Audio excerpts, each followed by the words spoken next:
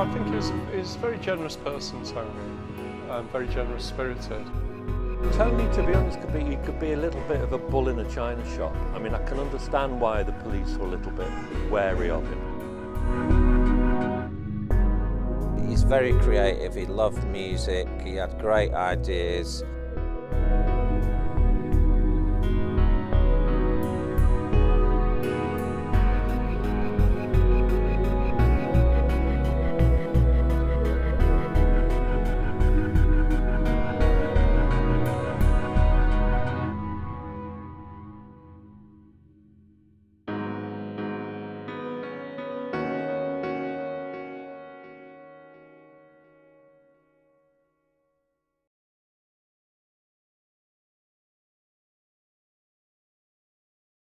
Tony Wilson was born Anthony Howard Wilson here at Hope Hospital on the 20th of February 1950.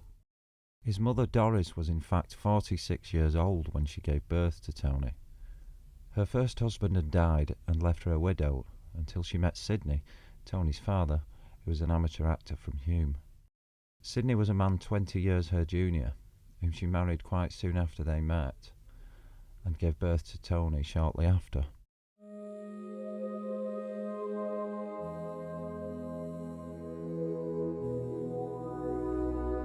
Tony's grandfather Herman arrived in Salford in 1905 and had a jeweller's shop at number 238 Regent Road, Salford. Most of the original buildings along Regent Road have long since been demolished.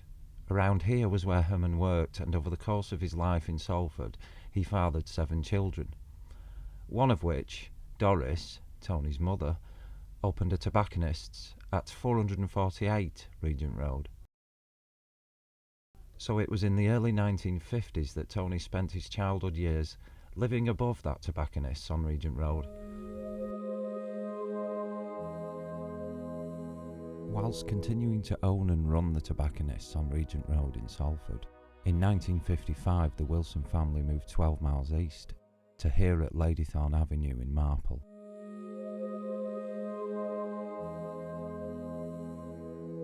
Tony was moved to St Mary's Catholic Primary in Marple to continue his education, and in 1961 he passed his 11 plus and was placed at De La Salle Grammar in Salford, putting himself through a 35-mile round-trip commute on a daily basis. You're aware of the 5th and 6th formers when you first start a school because they're the bullies. So Tony wasn't, because he wasn't part of the... I went to De La Salle and the rugby team ran the school, so the rugby team were the cricket team in summer, and then they were the prefects for the rest of the year. But he wasn't part of that clique, really. He was pretty academic, from what I remember.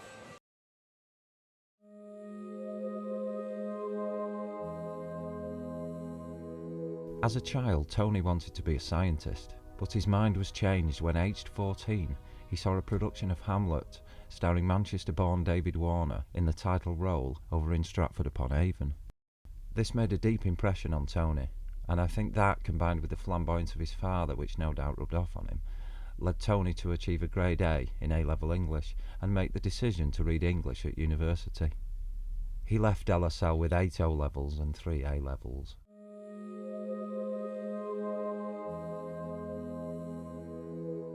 Tony spent 3 enjoyable years at Cambridge University reading English. He was involved in publishing the university paper and took his first acid tab whilst in the first year. He left in 1971 with a 2-2 in his finals.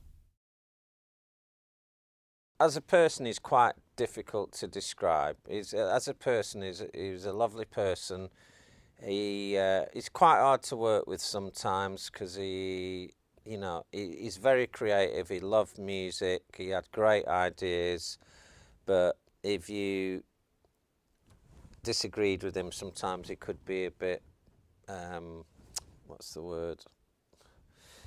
Especially with us, because we were so young, he could be a bit over the top and too fatherly.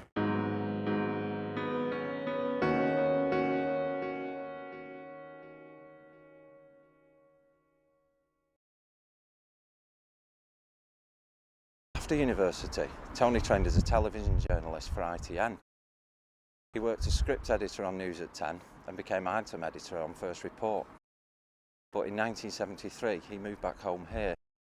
To join the team at Granada Reports, which began broadcasting that year, on Key Street in central Manchester. Yeah, I saw Tony on TV, and then I had a fanzine called Debris, and I think in '84, '85, I threw a party. An issue of the fanzine came out, and I threw a party, and it was at a ballroom, like an old co-op ballroom near Platt Fields, and the guy running the ballroom was the most miserable man ever, and he didn't really want these young people in his ballroom, so we were all at the party, and Tony comes wearing his big coat, walks up the stairs, comes in, just like, you know, what fashionably late, walks a couple of times around the room, and the miserable old man came running up to me and was like, "Is that the guy off the TV?" I'm like, "Yeah." And instantly he was like, he couldn't do enough for me, because I'd brought a TV personality into his horrible little co-op ballroom in Rusholme. I don't know if that was the first time I met Tony, but that was the first time when I realised that it wasn't just about music, you know, that he had an aura which the wider public understood and felt. And I realised that actually that was his power. What you might call the half-interested people believed in him, because you're always going to get people who are into music, interested in music. They're going to know, yeah, New Order, they're great, but they need somebody to tell them. The half-interested people need someone to say, no, but New Order really are great. Manchester really is great. And Tony had that ability to be a bridge between the aficionados of culture, like myself maybe, and the mainstream ordinary people who were maybe a bit scared of it, or, you know, had always been into like pretty obvious stuff. But if Tony said something was good, people believed him. I asked Factory Records photographer Kevin Cummins about his memories of Tony Wilson on Granada television. He was the person who went on his honeymoon to San Francisco or wherever he went and came back wearing a Bruce Springsteen t-shirt and wore it on Granada Reports over his shirt and tie to present the news one night. And he said, I remember him saying, "I've seen the future of rock and roll and it's here," you know. And the fact that Tony would be on Granada News quoting W.B. Yeats or quoting James Joyce, and even just looking pretentious and having pretentious hair, all that kind of thing, I think was great, because otherwise, what do we have in Manchester? We just have that kind of no-nonsense Noel Gallagher man of the people thing, which is okay, but I love that Tony and also Paul Morley, that idea that you're given permission to be pretentious, and someone like me, naturally inclined to be that way, found that really liberating. Okay, you can read books, you can quote Irish poets, you can want to better yourself and learn and bring everybody with you, that is not a bad thing. Tony was a TV presenter, so to us he was that TWAT on TV, you know. Yeah, well, he was. It seemed like a dad. He was like a dad, actually. He was on TV on the local Granada Reports programme. They still have on now, but the thing about Tony was he had a little spot. He'd convince the producers of the programme on Friday to let him have a spot where he has one live act on. And the Sex Pistols did their first TV appearance on his show. Buzzcocks did their first TV appearance, people like Iggy Pop. So if Iggy Pop was doing a gig in Manchester that night, he'd get Iggy Pop on his TV show. If the Sex Pistols were doing a gig in Manchester, he'd have them on. So whoever was playing in town, he'd get in touch with them, say, I do a TV programme, I'm the presenter on a TV programme, can we have you on the TV programme and get loads of people at your gig? So, and then he had his own music programme called So It Goes, And even though he was a straight-ahead TV presenter for a news programme, he'd try and convince Granada all the time to let him have music programmes or let him put music on, you know.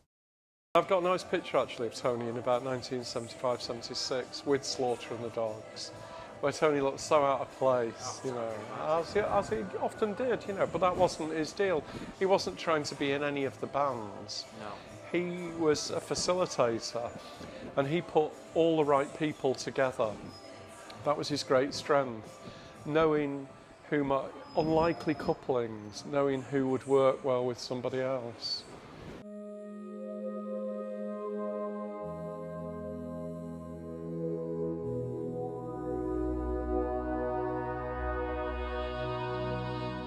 Tony wouldn't go every night to gigs. I mean, I remember being at a Tom Robinson gig with him once, and I think it might have been when he was filming Tom Robinson for So It Goes, and it was at Middleton Civic. I had a mate who was gentle and short. It was only one evening and went for a walk. And one of the band, just before they went to soundcheck, asked Tony if he'd skin up for them. And Tony, in later years, used to make a great deal about being able to do it one-handed while he was driving. But he was sat there for ages trying to build this joint with feeling very uncomfortable about doing it. And when the guy from the band came back, he just saw this mess on Tony's lap and took it all off him and decided it was easier to do it himself.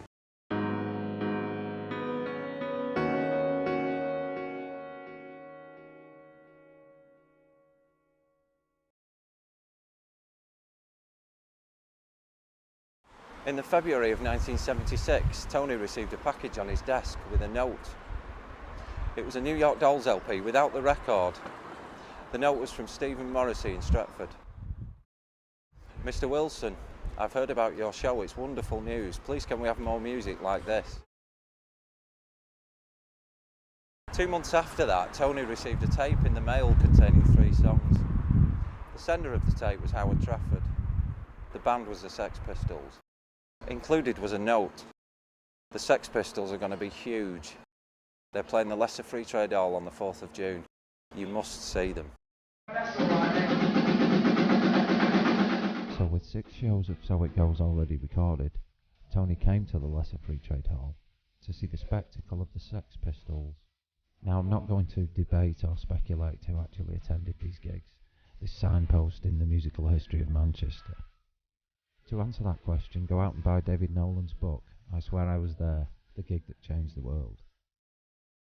To find out about Tony's attendance at those gigs, I spoke to legendary rock and roll photographer Kevin Cummins, who knew Tony personally, photographed all the factory bands and actually attended the first gig himself. Tony definitely wasn't at the first one, even though he claimed to be.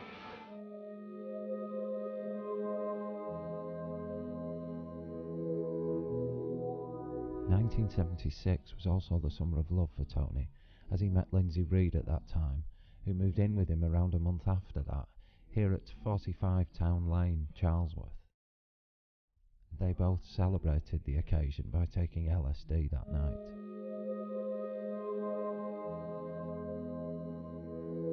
Following on from the Sex Pistols gigs, So It Goes had 9 weekly shows throughout July and August of that year. It was the last show on the 28th of August, which featured the Sex Pistols.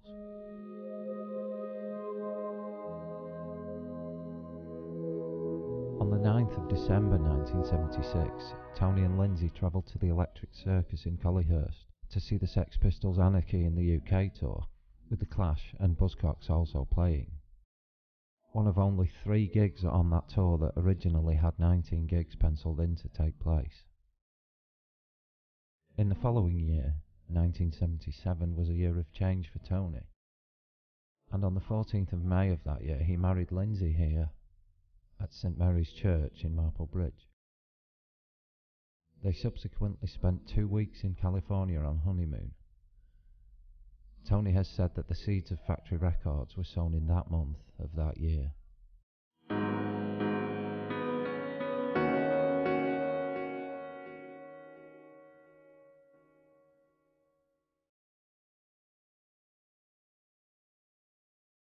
Also in 1977, two people shared a flat here at 86 Palatine Road in West Didsbury.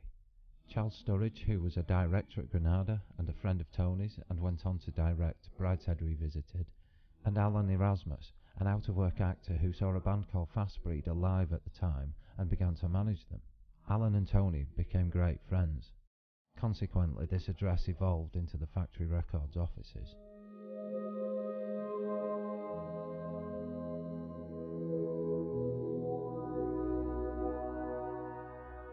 In January 1978, Tony and Alan decided to create and co-manage a band. The pair named their management project the Movement of the 24th of January, and the group christened the Drudgery Column. They now had a group, but needed a place to play. In the shadows of the Hume Crescents, the pair discovered the Russell Club through Alan's father, who was a frequent visitor to the West Indian Club. Through the club's leaseholder, Don Tenay, they booked 4 Friday nights in May and June of 1978, rebranding what was widely known as the Caribbean Club into the Factory Club.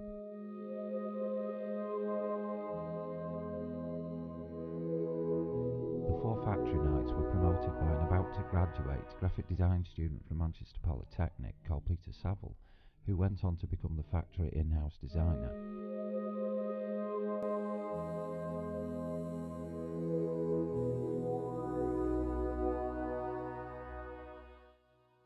The logical step from the Factory Club nights was to start Factory the record label, with the help of locally known record producer Martin Hannett, who went on to produce the 2 Joy Division albums.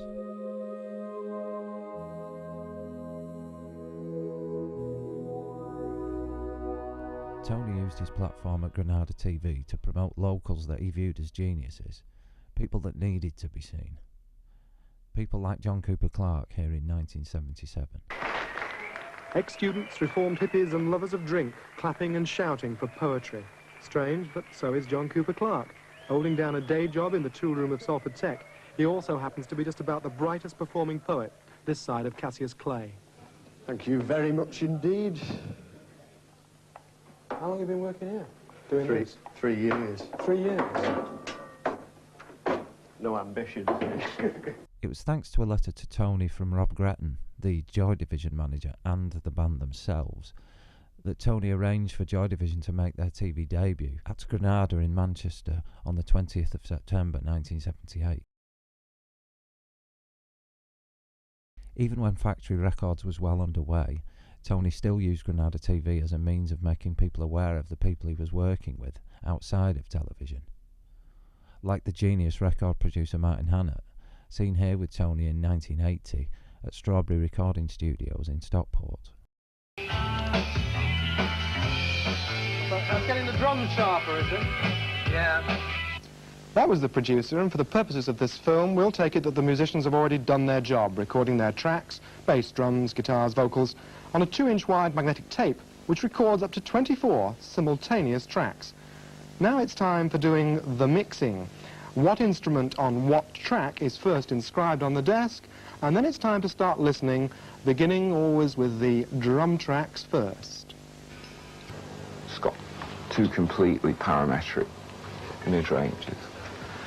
You can either affect... What's a parametric mid-range when it's at home for the weekend? Well, it's... In 1980, Tony moved away from Charlesworth and Lindsay and purchased a fantastic home at Old Broadway in Didsbury.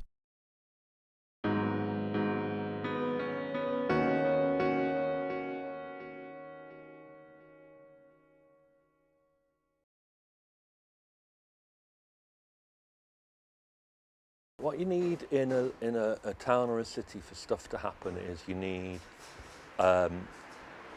somebody with a bit of power, and that bit of power might come from doing, the news on the telly, or it might come from having a bit of money or whatever.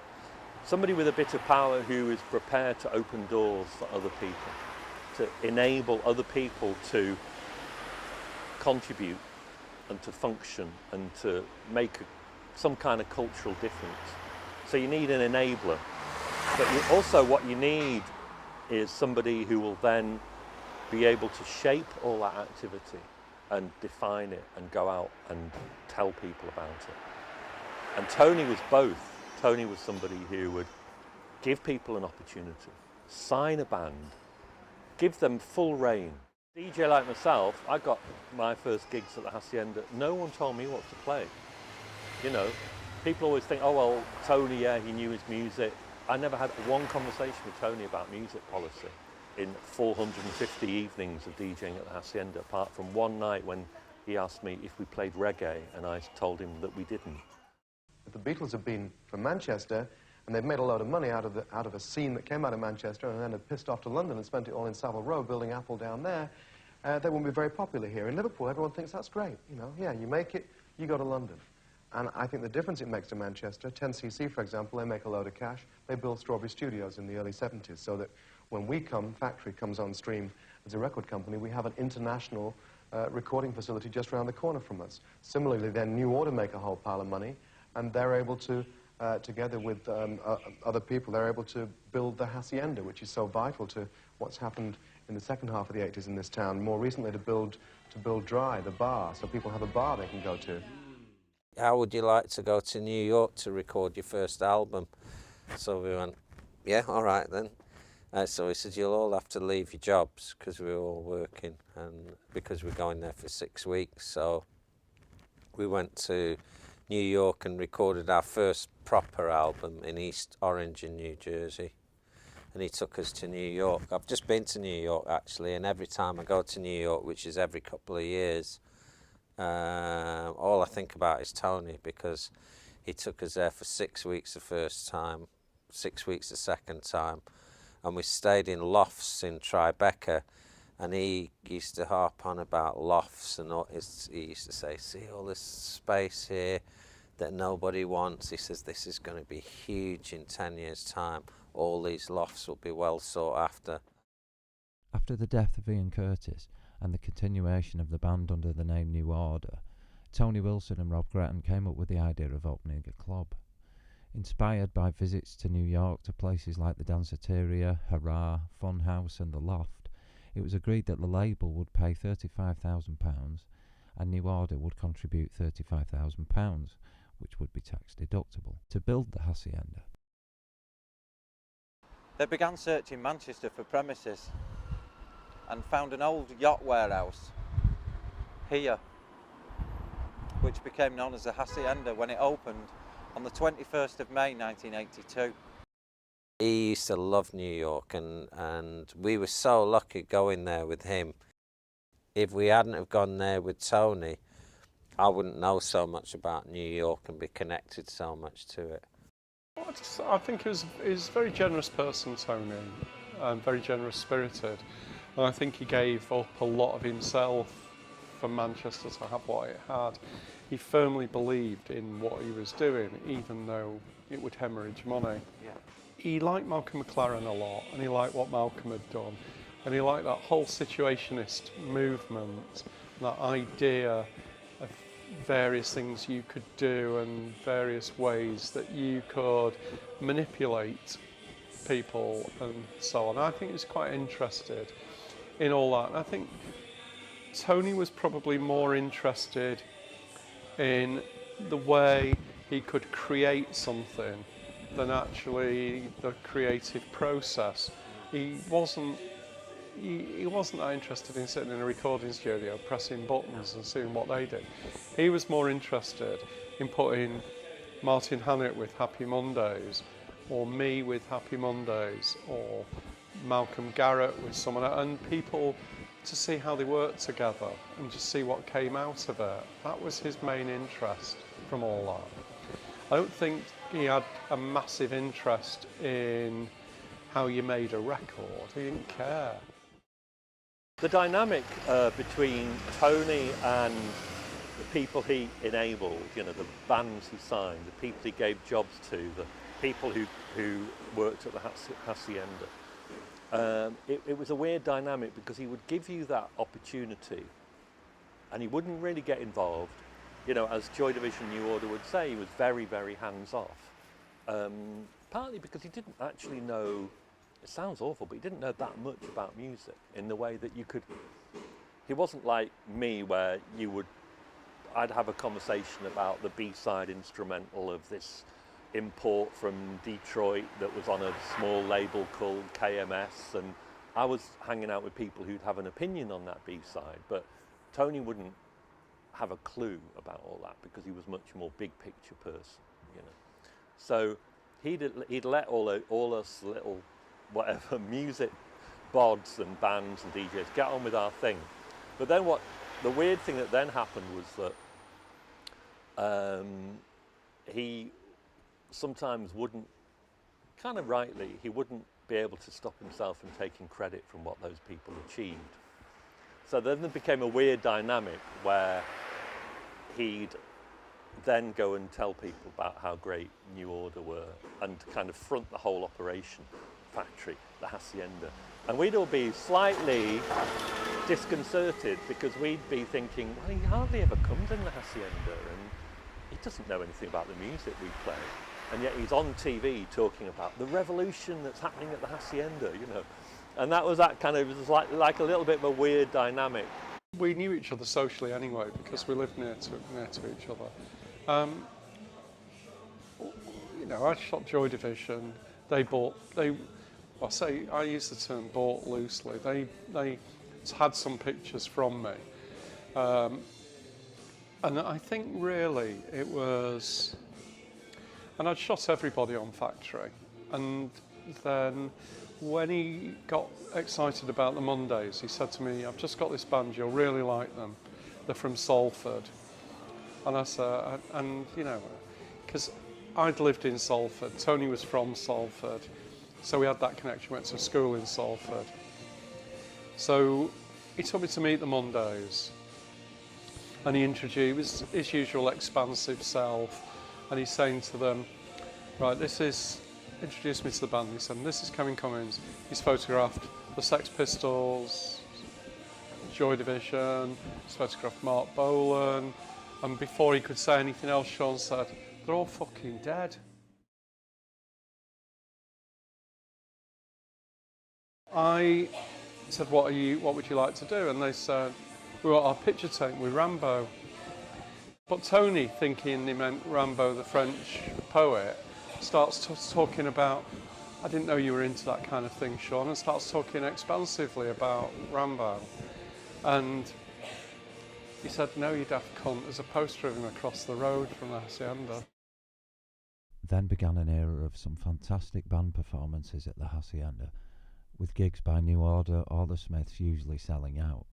But opening the club 6 days and 6 nights a week, combined with bad management, meant that the club was just hemorrhaging money every month. The club was simply too empty for too many nights of the year. In January 1984, segments of new Channel 4 music show The Tube were broadcast live from the Hacienda, including a performance from new American singer Madonna with her single Holiday.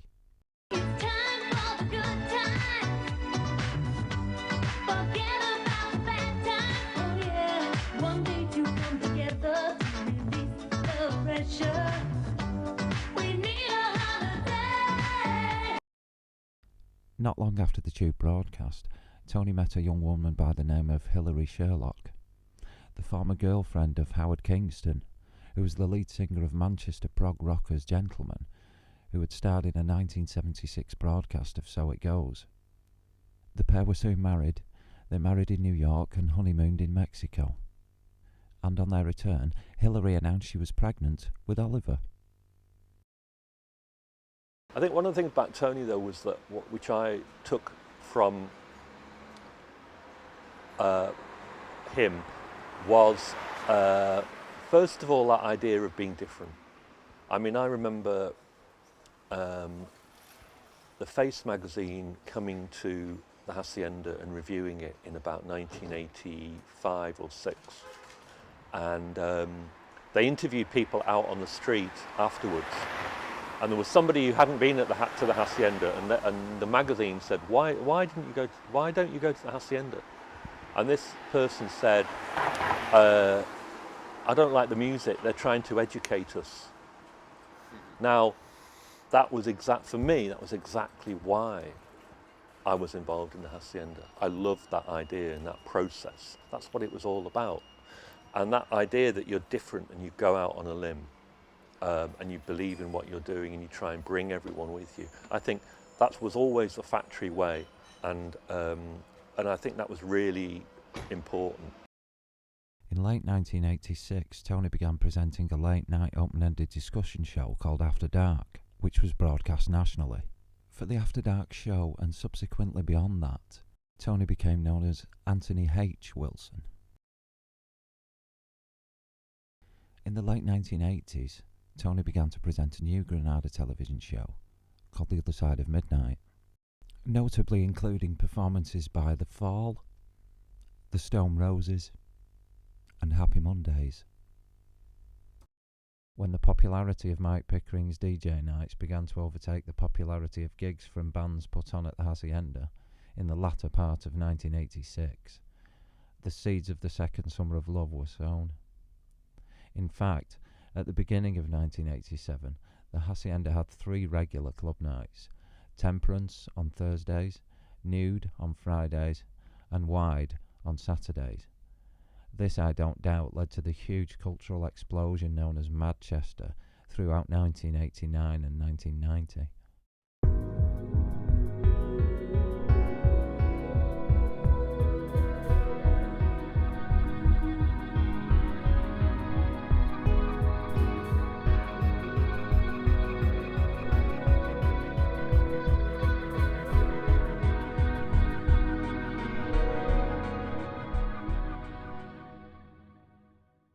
These guys are Bailey Brothers who were doing videos for the Mondays, and they were talking about maybe doing a little project or a little story, and they wanted to do it on a twist on the Isle of Man. And Tony was at that meeting and went away, and the next Happy Mondays EP was the Manchester EP, and so that was kind of how he worked in terms of selling it as well, giving it a label and giving it and making it feel like it had that impact. So we did both that enabling and that evangelising about what happened in Manchester, and that's kind of why he was so important. Back at Granada, Tony was asked by his colleague Mike Spencer if he wouldn't mind showing a journalist/presenter, former Miss UK, Yvette Livesey, around the newsroom at Granada. Also around this time, Tony and Hillary's second child, Isabel, was born, whilst the relationship with Yvette was kept hidden and remained secret for 2 years.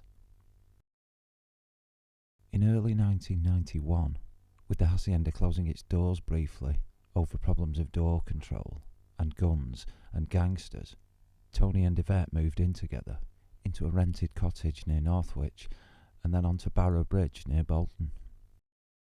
Tony used to come out with all this stuff about how it was certain types of music that rescued it, and the Acid House thing clearly did rescue things, and it became the best club in the world for maybe 2 years. But Mike Pickering always says the thing that saved the Hacienda was when we did Stella for £1 nights. The remainder of the 1990s saw the Hacienda beset with problems of bad management, violence and guns, the tabloid press terming this city Gunchester at the time. It wasn't making any money. People weren't being honest. People were nicking off the company, if you like. You'd see people, Pete Hook says this in his book, when it closed at night, there'd be people carrying crates of beer out. I mean, they'd pay for them, but, you know, the business just wasn't running right. It wasn't a proper business. So I think he probably was glad to get rid of that worry, you know. So I think probably both Rob and Tony thought that it served its purpose, it's done its time, let's get out while the going's good, you know. In the July of 1991, Tony and Yvette flew to New York to launch the In the City event, which became a great success for many years to follow.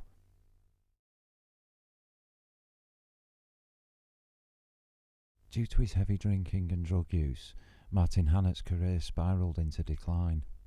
And on the 18th of April 1991, weighing in at 26 stone by this time, Martin Hannett died of heart failure.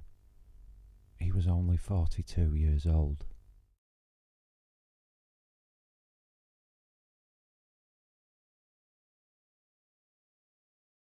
Tony, to be honest, he could be a little bit of a bull in a china shop. I mean, I can understand why the police were a little bit wary of him, because part of Tony's makeup was a kind of hippie rebel, and the police weren't, him and Rob Gretton, who was the same in a way, police weren't natural allies.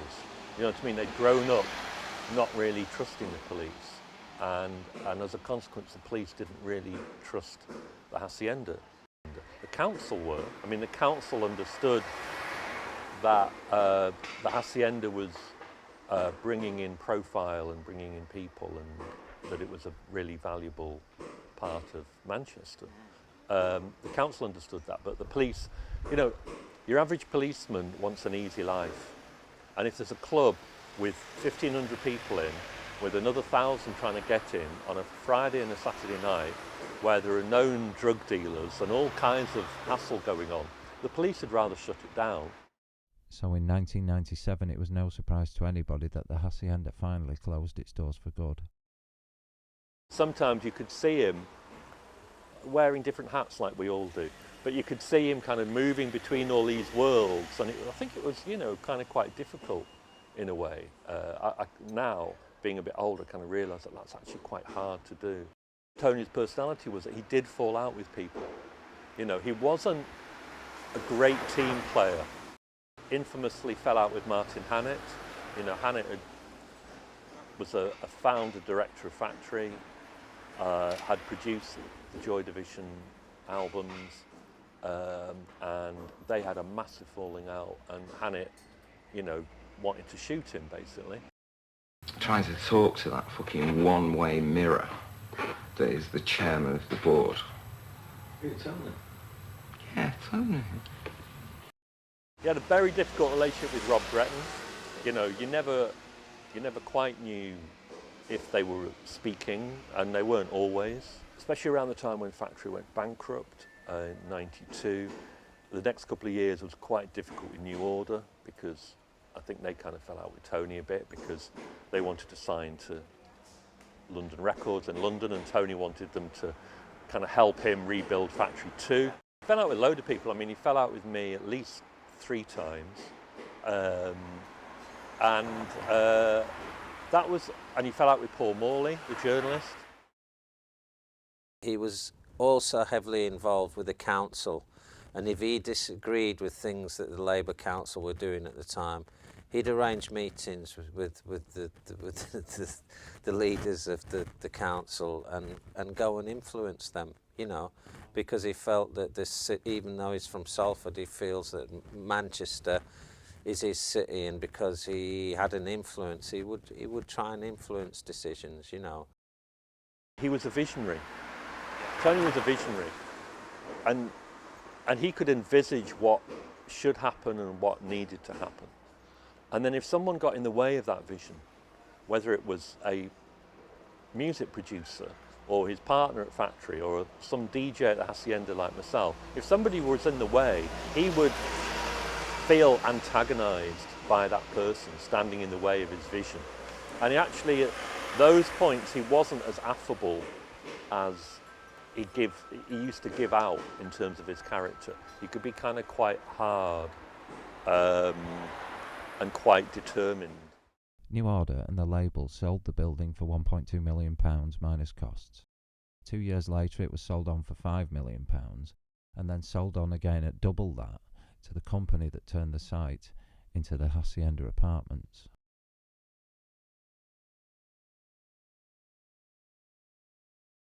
You know, again, it's kind of weird being that kind of person, 1 foot in, 1 foot out. A lot of the establishment, if you like the BBC, the police, they didn't trust Tony. They thought he was, you know, a bit flaky and up to no good. But the people who were properly flaky and up to no good all thought Tony was a member of the establishment.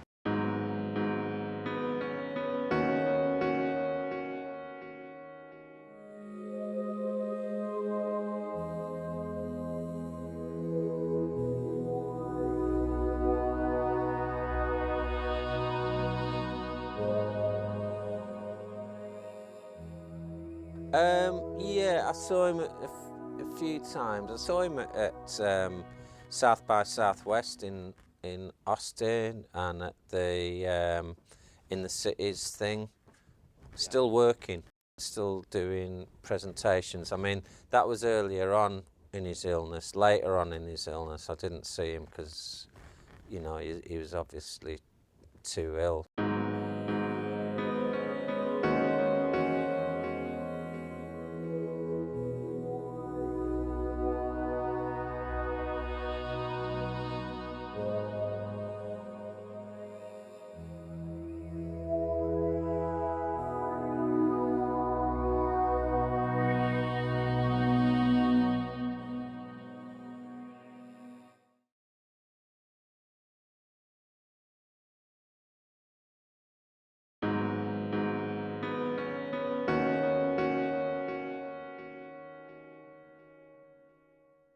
Well, I think there's massive, for me, I don't live in Manchester anymore, obviously, but I think there's a massive, massive hole in Manchester since Tony died, and several people have tried to fill it, and they're not big enough to fill it.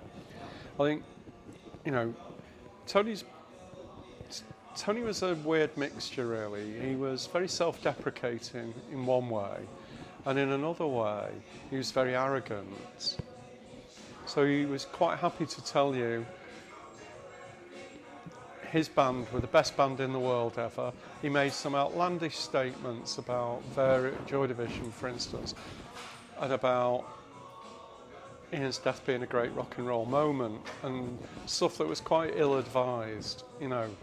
But I think his heart was in the right place. He wanted Manchester. He wanted to promote Manchester and promote Manchester as a great musical city, and that's what he did.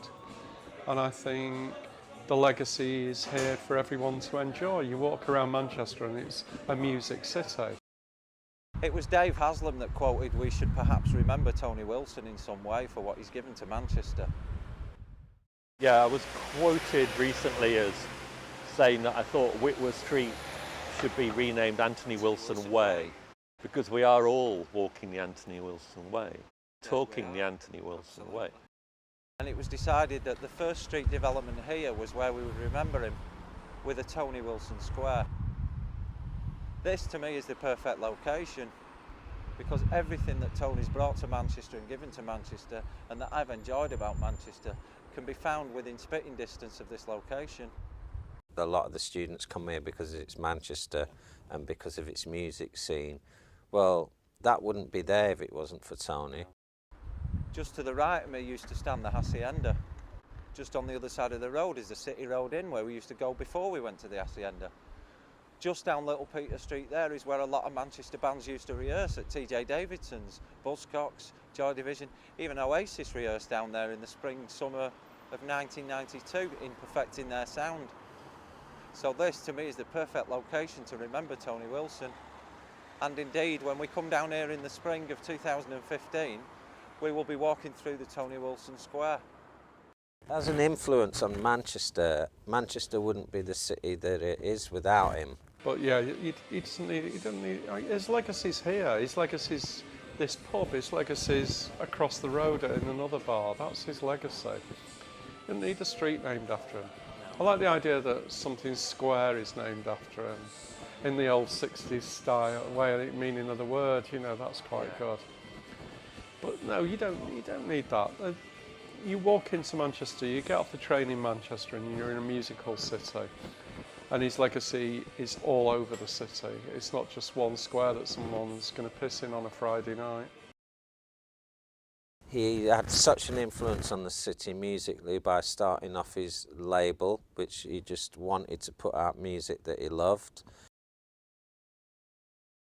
I think what people need to appreciate who don't know him is that this city that they're living in or visiting now wouldn't be the same without him. When they go into a bar, that bar possibly wouldn't have been like that without Dry Bar, Yeah.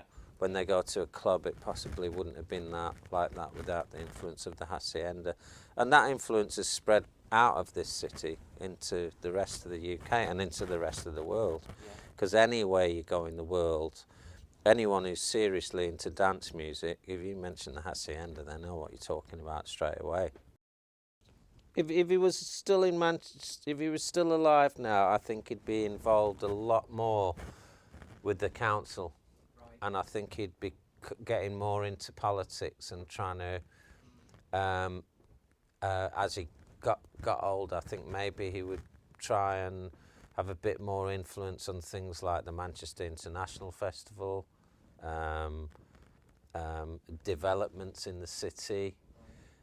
Saying what you doing putting up that shit looking building up there for, you're destroying our city. Or I think he'd try and still carry on having an influence, but in different ways, not in a musical way. In a way, for me, it's all a bit irrelevant, because it's all these things, Factory, the Hacienda, Tony's life and career is all about sowing seeds, and it's all about what did people who experienced that, what did they take from that experience, and what did they go on and do? And that is really the legacy.